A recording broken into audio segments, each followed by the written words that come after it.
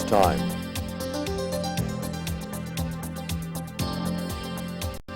It's time.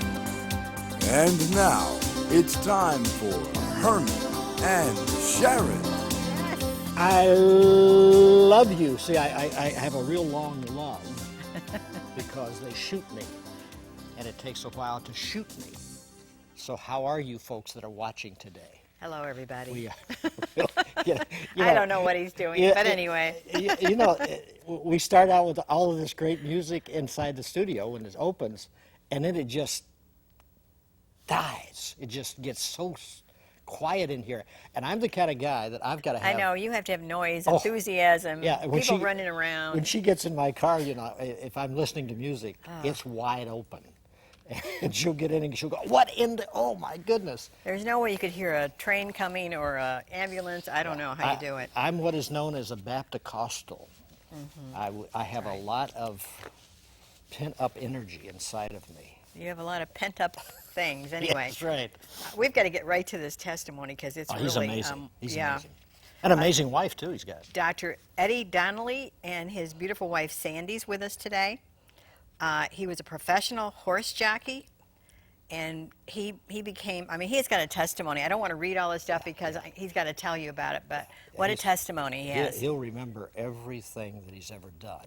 So he's going to reveal that right here. So we're going to meet him right now. See, I had, the reason I was so attracted to this book, and you're going to have an opportunity to read this book because it is fantastic.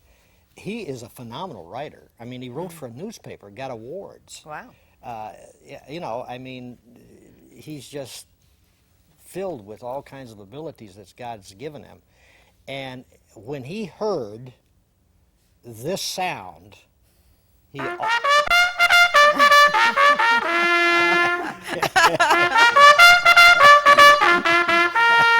Good to have you. Sandy, good to have you. All right. Does that make you want to climb on? I'm ready. Give me a leg up, Herman. I love the way the guys out there, they always, handle, and you step in there and and you get up on that horse. and I had an uncle, and we were discussing this in the green room. P.J. Bailey, great rider, made tons of money.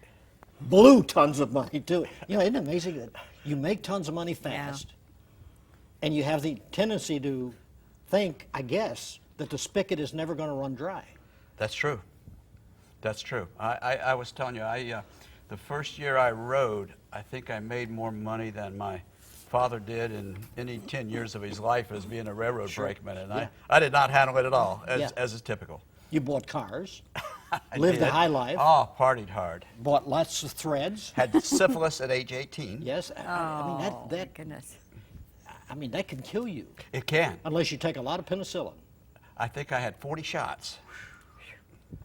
But... in fact, I think that killed Al Capone in prison. They never dealt with it, and that they say it got into his brain.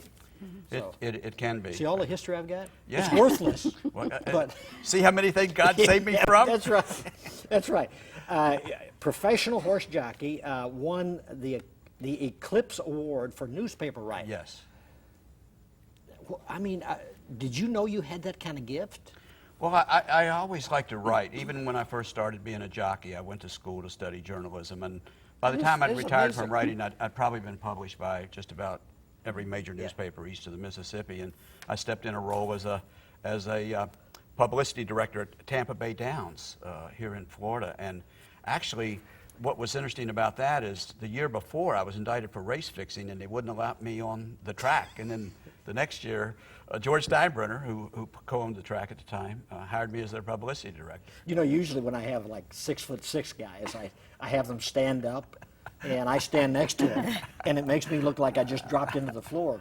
And this guy is the size of a jockey. My uncle was 4'11". Yeah. What was your? I'm about 5'4". So you're the height of my dad. He was. He was 5'4", 5'3.5". Something like that, 5'3". And I was telling him that I always wanted to be a jockey because my uncle, P.J. Bailey, in the 50s, was making like $100,000 a year. I asked him one time, "What do you?" He go, "Oh, around $100,000 a year." All these other people are ham and eggers. You know, it's like that was his term. In other words, if you didn't make the kind of money, you're ham and egger. But I used to admire his clothes. He had custom-made shoes of all kinds of alligator, crocodile, lizard, ostrich, and different colors.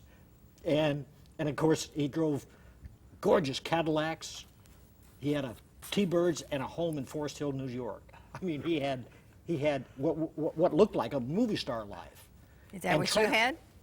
Well, yes, it certainly was early. I mean, you're recognized in restaurants, and everybody thinks you know the name of the unknown soldier and the next horse that's going to win. And give me a tip. Yeah. So you develop this entourage when you're very young of people who want to be a part of your life and who are willing to supply just about anything that you would like to partake of. Now, you were a jockey for 20 years? I did. I rode for almost 20 That's years. a long I rode time. about 10,000 races. How close did you get? Because there's a lot of guys, jockeys, that fall and are paralyzed. Eddie Arcaro wasn't. Well, I have a good friend, Ronnie Turcotte, Yeah. who rode Secretariat, and is a friend of Yeah. mine today. He's a Christian. We often talk and pray. And he rode Secretariat in the Triple Crown winner in 1972, and I know Ronnie very well. And he's now one of about 50 jockey paraplegics, made Oh, paraplegics really? as Oh, a result yeah. of racing accidents. Yeah. Wow. A lot of jockeys go in head first. I think Yeah. I was, I'm like most jockeys, I'll tell you, I broke 13 bones and was very lucky. And I think of myself that way because it is extremely dangerous. Now, I never knew this. My uncle never shared this with me. But you used a electric prod Yeah, I was not. in your hand. Yeah. And that's illegal. Oh, highly. Could have been ruled off a lifetime. But if I agree with you when you think about it. That whip is worse than that prod. Used incorrectly, which it often is, can be. Because you But, see him just beating yeah. that horse. Sometimes if you hit a horse under the stomach instead of on the rump, it does really hurt a horse, cause him to sulk. Yeah. I would have probably won more races if I hadn't have been allowed to carry a stick, probably. But as far as machines is what you're talking Yes. about. And you had to hide that in your hand. Yeah, there's a piece in the book. I was at Churchill Downs the day before the Kentucky Derby. It's about 50,000 people in the grandstand. And I have one in my hand. And the tongue tie, which goes around a horse's tongue, fell off. Well, anyway, the trainer has to put it on in the state of Kentucky, so they had to page the trainer to come put on the tongue tie. In the meantime, I'm walking around in front of 40,000 people and cameras with Flashing, with yeah. something in my hand that could have ruled me off for a lifetime. Wow. Very scary. And I decided at that time, I don't think I need to do this again. Yeah. And I did. Mm-hmm. But you did it enough times before that. What was on the left side of so that the people on this side couldn't see it while you're racing? Yeah, I would. Generally, I would carry my whip in my right touch it on the hand. neck. Yeah. Mm-hmm. You think they still are doing that? People ask me about, is racing crooked, and I think, I think racing is extremely well-regulated sport. It's a huge well-regulated sport.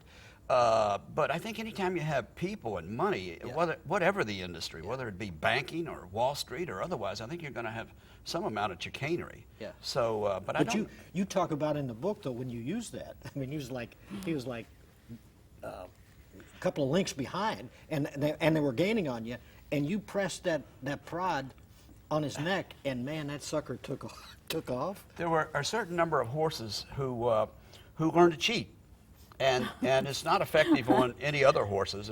95% of the horses try as hard as they can. They love to run. That's Sure. what they Oh, do. I love But there's a horses, certain yeah. percentage of horses that are probably smarter than others, and they learn to cheat a little bit because it's sometimes hard for them to run. And on those kinds of horses, which are very rare, it is very effective. When So- did you attempt suicide? I attempted suicide when I became a sports writer. I went through sexual trauma when my mom died when I was 5, my grandmother died when I was 12, went to live with my step-parents, my stepbrother and I had a sexual escapade and So you had became suffered trauma. You Yeah. were bisexual. So when I divorced, which was the most painful thing in my life, I think the most traumatic thing in my life, I went into that lifestyle, and I lived that lifestyle for about 7 or 8 years. And While you were racing? No, this was when I was a sports writer. I wrote for the Dallas Morning News Okay. for 8 years, and then hosted TV shows and did a lot of things like that. And this was during that time And period. then you got into cocaine, right? I was in Houston. I went from doing my own TV show on a horse racing network and writing for the Austin American Statesman at that point, to living on the backstretch of a racetrack because of an addiction to crack cocaine. Yeah, wow. Actually, the trainer who hired me was a very famous trainer by the name of Jack Vanberg. And 7 years before, I had covered the Derby for the Dallas Morning News and covered his winning with Ali Sheba. And then 7 years later, because of addiction to crack cocaine, I wound up working for him as a groom. So you went through a couple of divorces. I did. And all of that because of your lifestyle. I just wasn't. Marriage material. No, I probably wasn't because of. I think when God touched my life and healed me in the jail cell, and God put the right woman in front of me, Sandi. God bless her. How'd you meet Sandi? I met Sandi at the Los Angeles Dream Center. I came out of. That is me. You know, Jim Baker met his wife there, yeah. Yeah, that's Lori. right. That's Well, right. yeah, that's Yeah, right. that's yeah. right. I knew Jim Baker there. I went to his Bible study several times Did when you? I was there. He was there when I was there. Yeah. And but we were both in Bible classes, and she was getting ready to go back to New Orleans, and I was, of course, enamored with serving God, street ministry, and just whatever, doing ministry 16 hours a day. And we'd had a class, and I came home, and the class was ending. She was leaving, and I sat down in this little one room that I lived in, and God spoke to me, go back and meet this woman. And did you see her before? yeah, God spoke yeah, to you? we were in class together. Just checking. And she kept acing all the tests, and I was a little impressed with that. Wow. But, so I was sitting on my bed, kind of arguing with the Holy Spirit, and finally I gave in, and we were having a kind of an after-dinner celebration at a restaurant to commemorate the end of the class, and we went to the restaurant together, and then 7 months later we were married at the Los Angeles Dream Center. Sandi, Yeah. when you saw her, give me your opinion. Well, I always say I was on my way to New Orleans and I was looking for boxes, and I found you were I leaving- found you a were leaving husband. Really? So you were leaving the center? I was going to go back to New Orleans. Yeah, I was going to pack, and I had some boxes packed. Yeah. So your life before the guy that you're sitting next to how was it? Well, I was in some dark places myself, and Well, the Dream Center. I mean. at the Dream Center, I mean, previous to the Dream Center. Yeah, previous. Yeah, but I mean the Dream Center. It's amazing the people that come there with a life, a formal life. Yeah. That I mean, Lori, I think was It's a change. 5 Yeah. abortions. I think she's had. How did you Yeah. come to know the Lord yourself? Well, I was in Hollywood, and I was doing some performing, and I was actually with a famous person, Don Knotts. And then there was a Is time. he really funny? Yeah. Okay. He thought I was funny. Okay. Okay. He got his material from you. Yeah, he told me. think you're He funny. said I should be the writer. Oh, so my. So anyway, I just ran into a satanic group, a cult, and I guess I was like Paul. God had to slap me down, and Yeah. I was on my knees praying to God to help me because they were stalking me, Wow. and They meaning the satanic cult. Was stalking They her, were yeah. stalking me. There were all kinds of weird things happening, supernatural, and supernaturally. And so I was on my knees in my bedroom, and I was asking God to help me. It was 3 o'clock in the morning, and it was 1987. I remember it so clearly. And I got back on my bed, and I was crying, and all of a sudden, a light came over me, and I levitated. And I could see myself in all the mirrors, and I was you didn't have a LSD hit, did you? No. Okay, just checking. No, I was just drained from all kinds of things happening. And I thought I was going to hit the ceiling, but I was just staying quiet because I was kind of in awe and fear. And my body started shaking, and I saw a black entity leave from my feet. And then I was lowered down. It was so peaceful. And I got up, and I was just had all this adrenaline, and I felt so light. Before I felt so heavy. And now it was just, it was God. God saved me. And it was just, So from that time, Oh, yeah, where did you go? From that time, I didn't know Christianese so much and everything. So the next morning, I ran to a bookstore, and I was taken to the supernatural section. And I got a book, and I was reading about what had happened to me. And from then on, I just was searching, you know. How did you arrive at the Dream Center?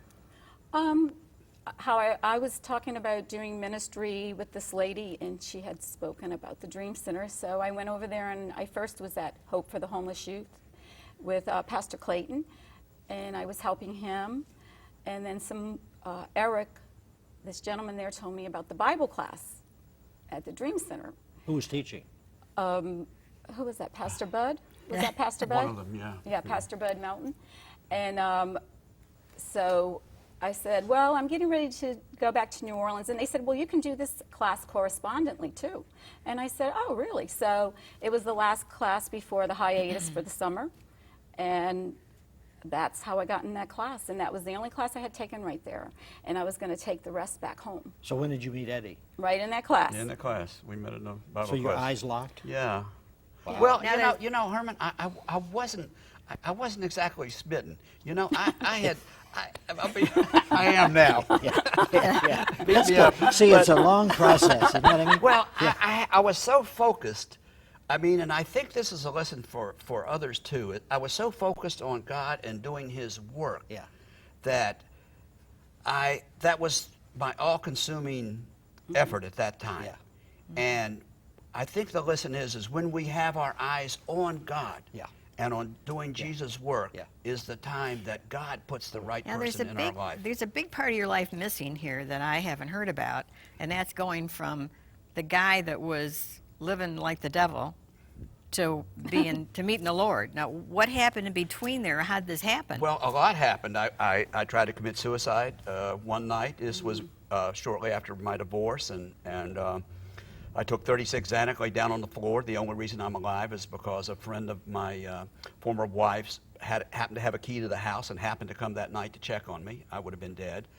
I lived a sexual, promiscuous, same-sex included lifestyle for many years, a very dangerous lifestyle.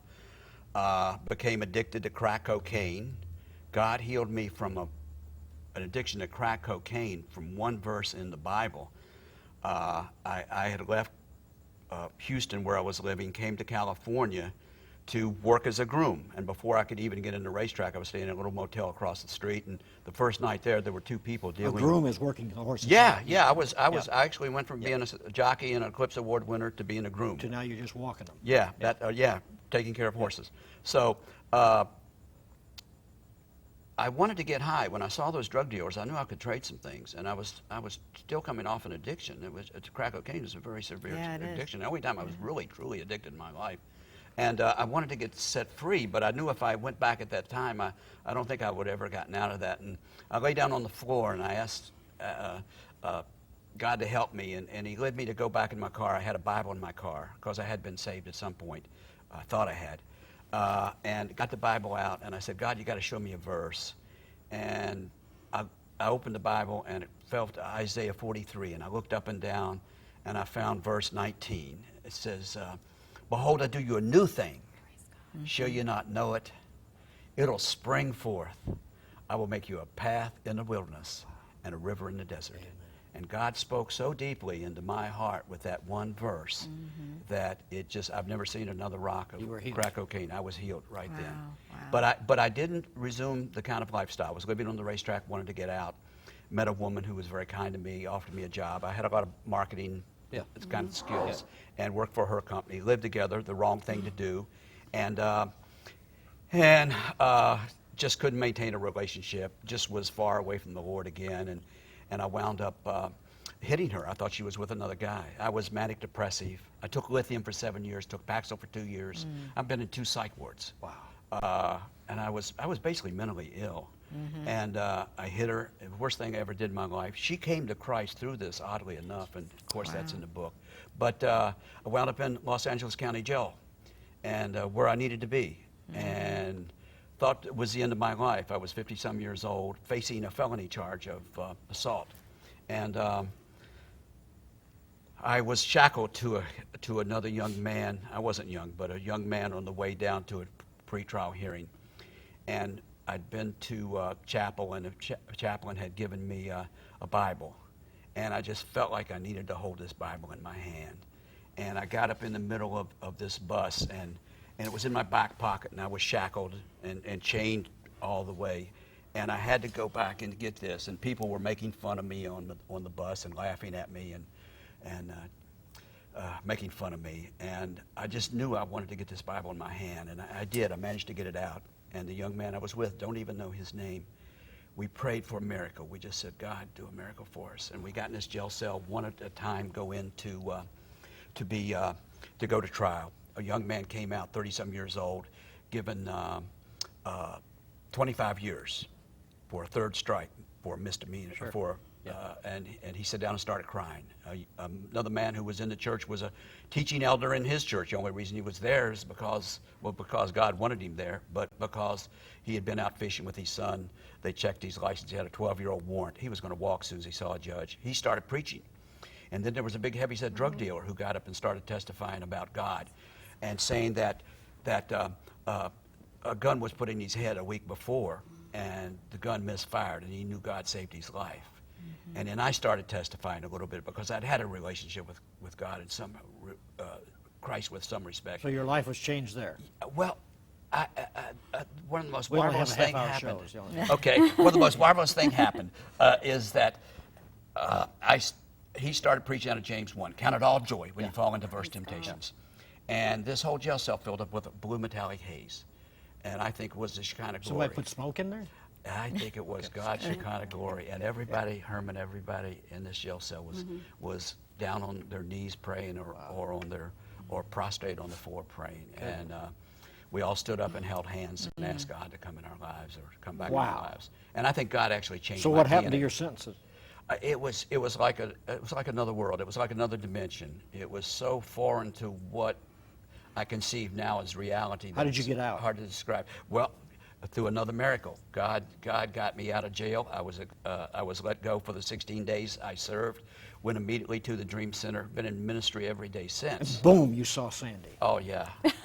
Well, I was there. I wasn't there very long. We did a lot of street ministry together. Did you really? Yeah. Just the A two of you? lot. Well, in conjunction Yeah. with talking about one ministry, I got to give him a plug. Hope for Homeless Youth, Pastor Okay, Clayton Gallagher. I want to move on to Okay. the white horse idea. Okay. Because over here, yeah. right over here, you see a white horse. And that is my old buddy Max Greiner. He is a sculptor. And I brought that down just because I had Eddie with me. And you talk about the only time a thoroughbred, white, tell the story. Well, the white thoroughbred. Why? How much time do I have? You well, just keep going. Okay.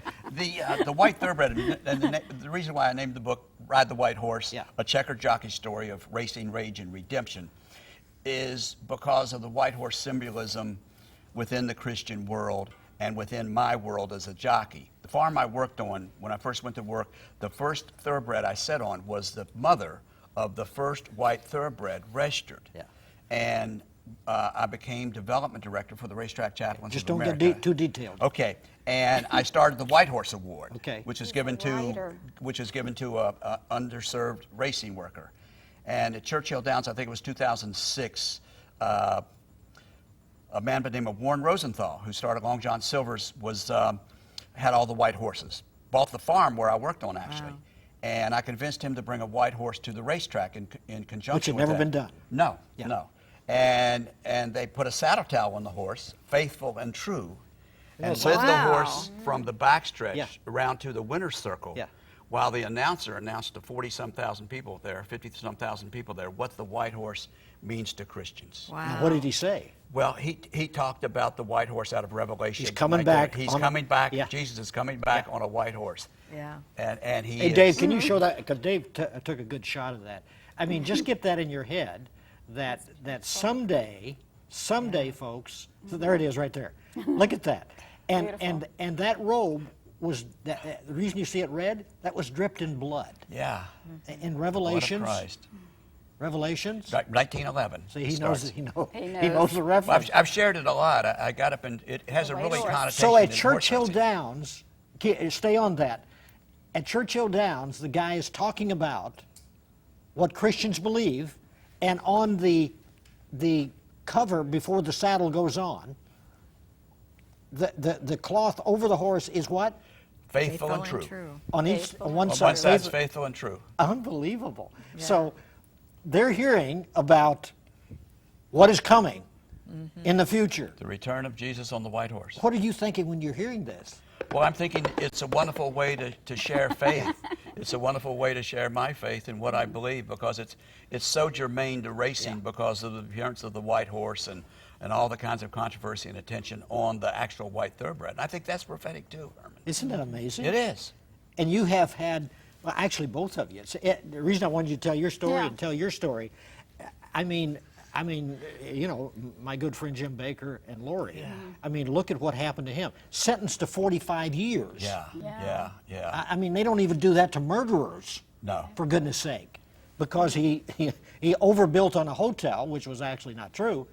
And then he meets Lori, which she had gone through a life in Las Vegas and I think 5 abortions, and I mean, and they meet together like you two guys. I mean, that dream center is a miracle house. God restores you. It is. It's a city of refuge for in so many. In L.A. Yeah, and it's a ministry boot camp. I think that's what it really was for both of us. I was fortunate. I was actually with a ministry called Metro Kids, which is an inner city ministry to children.